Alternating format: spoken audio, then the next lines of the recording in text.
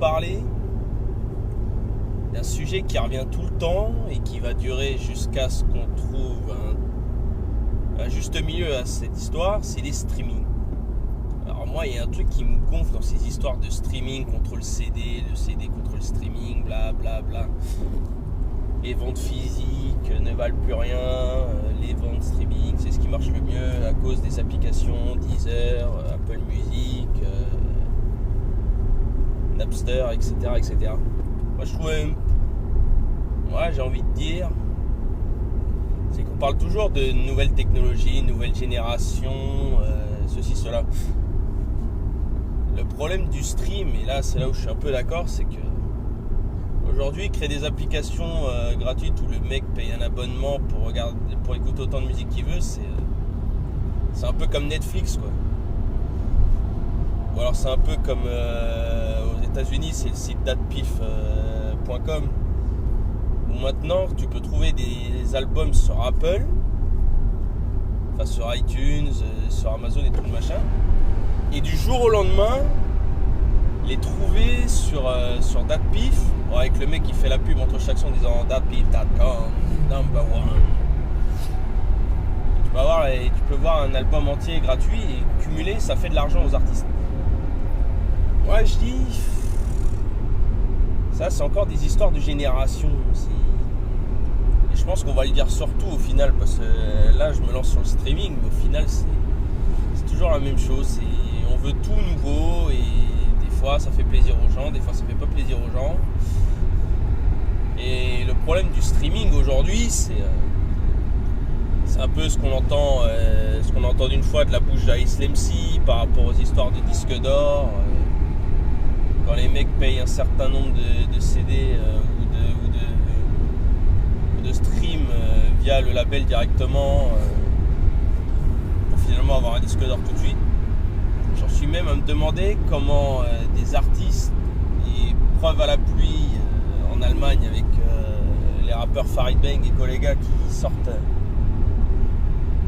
le troisième Young Buta Gutausen, ils sortent le troisième et du jour au lendemain, et même le jour même de la sortie de l'album, d'un seul coup, ils finissent disque d'or avant même que l'album soit vraiment acheté par qui que ce soit. Alors j'ignore, c'est peut-être un peu le défaut aussi, on va dire peut-être des précommandes. Si aujourd'hui tu précommandes un truc qui t'intéresse avant même de l'avoir et d'un seul coup c'est cumulé et hop on dit ça y est c'est bon, c'est réglé. Maintenant je dirais que ça compte si t'achètes réellement, quoi. Et moi ce qui m'emmerde dans le stream c'est qu'il y a des artistes qui travaillent dur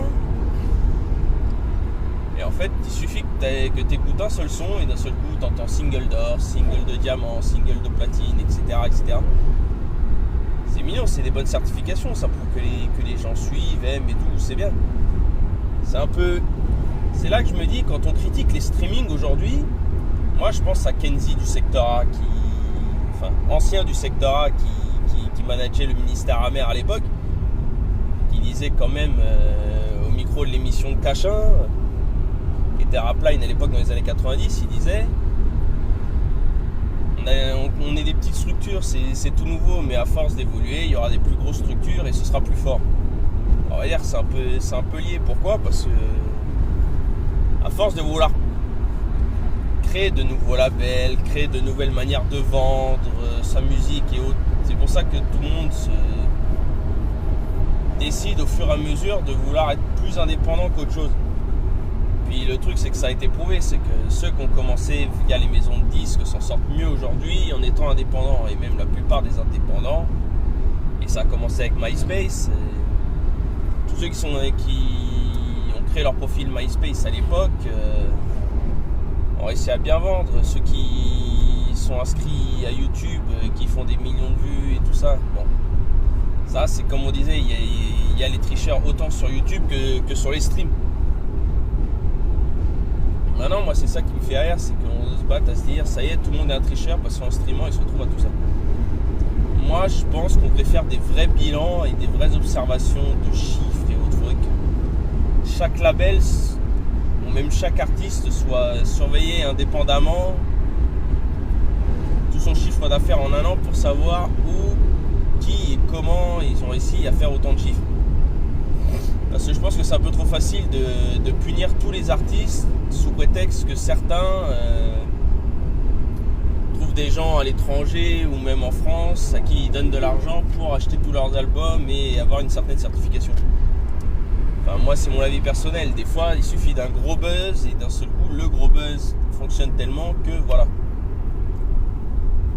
C'est pour ça qu'on arrive encore à nous faire croire que Jul est un excellent artiste qui vend, etc., etc.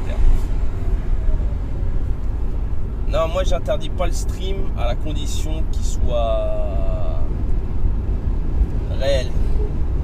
Que ce soit pas n'importe qui, une maison de disques ou autre, qui fasse la démarche. Maintenant, moi, je reste un grand admirateur du disque. Le disque qui, c'est triste à dire, on le dit parce que c'est malheureusement vrai, va mourir au fil du temps. Ça serait qu'à vouloir des clés MP3, des téléphones où tu peux télécharger directement ta musique légalement en payant à peine 99 centimes de temps en temps le son que tu veux écouter. C'est vrai qu'on est un peu feignasse de temps en temps à se dire vas-y, on va pas le faire parce que si ça. Et puis c'est vrai que la démarche est bonne de iTunes, de Deezer, de Amazon, etc., etc. Moi je trouve ça bien, c'est des bons plans. Maintenant voilà quoi, faut pas généraliser, faut pas prendre mal tous les types de streaming quoi.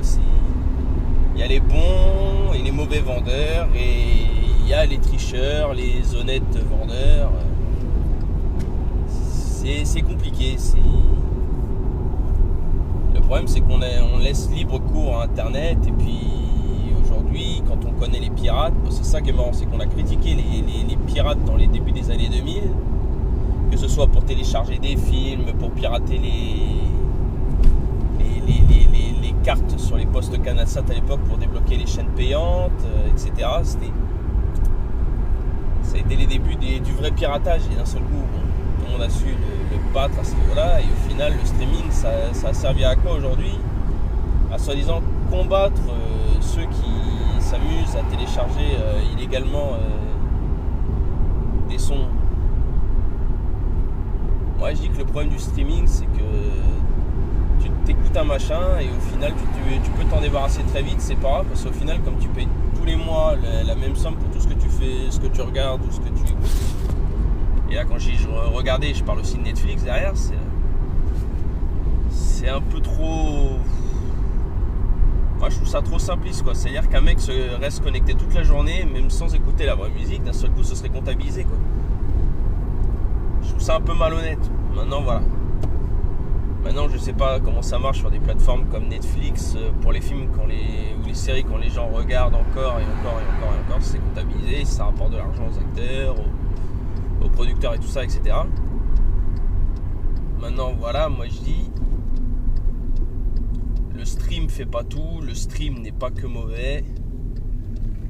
Maintenant, je pense qu'il faut voir tout le monde et consulter les vrais chiffres pour voir comment ça a été fait. Vérifier s'il y a des magouilleurs, mais il faut les observer à la loupe. Parce que je pense pas que tous ceux qu'on cite au fur et à mesure ne sont mauvais réellement quoi. Mais personne n'est parfait comme on dit. Donc voilà. Moi je dis personnellement, le conseil que je donne aux gens, si vous aimez vraiment la musique, achetez des disques. Il n'y a pas mieux que d'avoir un disque sur soi. Parce que le jour où la technologie mourra, bon ça peut être dans 1000 ans comme ça peut être demain, tout peut arriver. Aujourd'hui une panne électrique, une panne d'internet et autres ça peut être violent, tandis qu'au moins quand tu as l'objet dans les mains, tu sais que tu peux le faire vivre toute ta vie. Pourquoi? Parce qu'il est gravé, il est physique, il est là dans tes mains. Quand on avait une cassette vidéo à l'époque, on était content. Quand on achète des DVD, on est content. C'est pour ça que moi ça me fait rire les systèmes de VOD. Mais bon, ça c'est un autre débat. Ça revient un peu au même. C'est un peu comme l'époque des magasins où tu louais tes cassettes, les vidéos futures ou autres. Pour ceux qui ont connu plus ou moins ça, ceux qui sont dans ma tranche d'âge, ont connu ça il y a 20 ans. C'est pour citer tous les rappeurs, tant que les moins de 20 ans ne peuvent connaître. Enfin voilà quoi, c'était ma petite parenthèse et j'avais envie de parler des streams parce que comme tout le monde aime parler de ce sujet-là, je me suis dit il n'y a pas de raison que j'en fasse pas autant. Donc voilà, moi je dis vous cassez pas la tête. Hein. Si on vous dit qu'il y a des tricheurs, il y a des tricheurs, vous avez qu'à y croire si vous voulez. Je pense que c'est un peu la théorie du complot qui revient de temps en temps quoi. Parce que celui-là l'a dit, c'est vrai, mais finalement c'est pas vrai, donc méfiez-vous, on essaye de faire chuter tel artiste. Voilà, maintenant aujourd'hui c'est à vous de faire votre propre débat. Moi je donne un avis, si vous validez c'est bien, si vous aimez pas, je m'en fous carrément, je le dis personnellement. Les seules personnes dont vous devez fier dans son avis, c'est vous-même, de base. Donc voilà, merci à ceux qui ont suivi. C'est très dur de faire des chroniques rap pour ma part parce que comme j'ai pas la même écoute que tous ceux qui travaillent dans toutes les stations de radio, je peux pas vous faire les meilleures chroniques au monde. Mais bon voilà. Je sais que j'aurais pu mettre ça sur la page officielle OSFDC, on s'en fout de ça. Sur la page Facebook, mais vous retrouvez évidemment cette vidéo sur YouTube si vous regardez pas, si vous n'êtes pas abonné sur Facebook. Mais bon voilà, j'ai préféré la faire sur CFDC Rap Musique parce que disons que comme ça touche plus le stream, malgré que ça ressemble un peu à ce qu'on peut regarder sur les vidéos, c'est-à-dire j'aurais même pu le mettre sur CFDC Film et Série. Là j'ai essayé de viser un sujet précis dans ces histoires.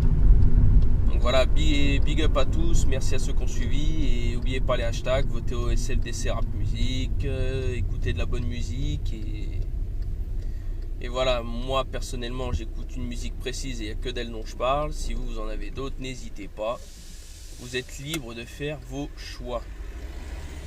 Voilà, sachez dire, on s'en fout. Allez tchuss, merci, à plus tard.